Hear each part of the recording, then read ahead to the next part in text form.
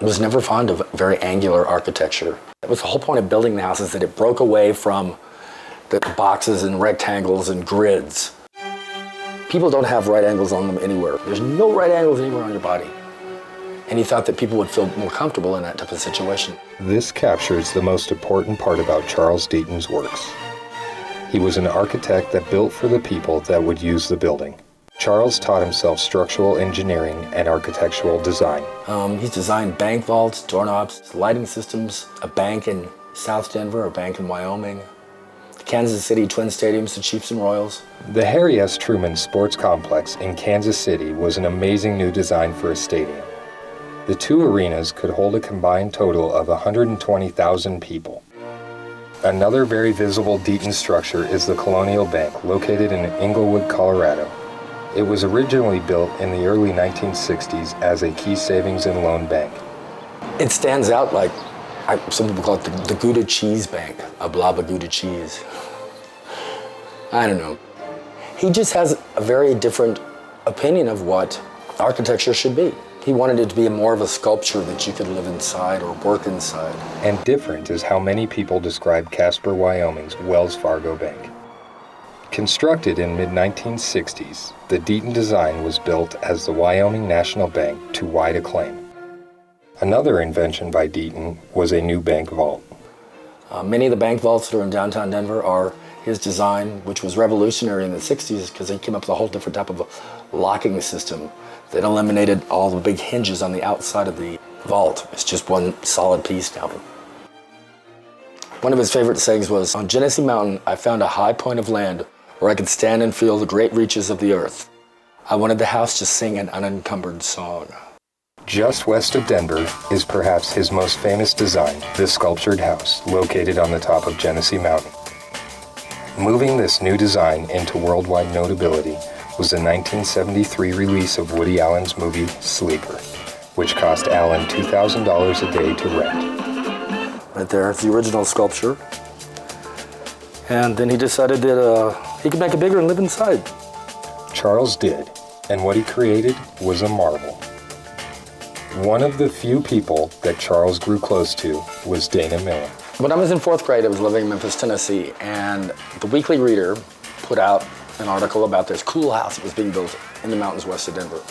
And it was about the sculptured house. So I thought, cool, I'll save this.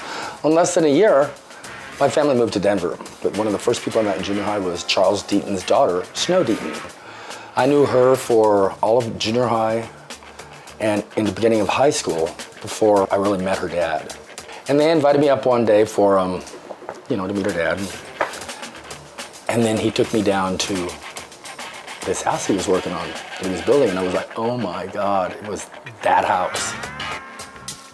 When I was old enough to drive, Charles asked me if I would watch the house for him on occasion, like a weekend or a week at a time, and I was fortunate enough one summer in 1988 to live there from April to September, day after day after day. Charles designed the house as a gigantic sculpture that you could live inside. That's why they call it the sculptured house, and from various angles you can tell how different it looks. It was an amazing time being up there. When I first started going up there, I-70 wasn't really open all the way yet. It was pretty quiet up there, but now over 1 million people go by every year, and the house is world famous. Unfortunately, the house remained unfinished for many years. Exterior construction lasted from 1964 to 1966, but the interior was not finished. It was kind of like the Flintstones met the Jetsons. It was very cave-like. It was very stark. The house is all one big wire frame with troweled on concrete. One of the things that I let out of the bag was the fact that he actually did live there, but he was kind of just losing his mind because he had lost so much money, and he had too many ex-wives, alimony to death, patents lost, royalties lost, that type of thing. Was so talented and had gone from rags to riches to rags again. And I happened to move out of the house one day, and he moved into a nursing facility in Morrison, and that's where he died.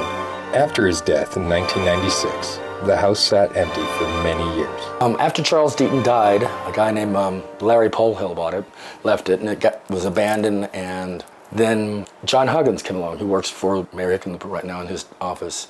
And he saw the house in disrepair and decided that he wanted to do something about it.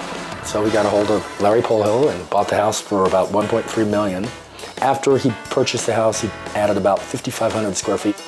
What originally was drive up to the door is now a huge deck, a vast room underneath, a 4-car garage, caretaker's home, heated driveway. Huggins put nearly $2 million of his own dollars into the house.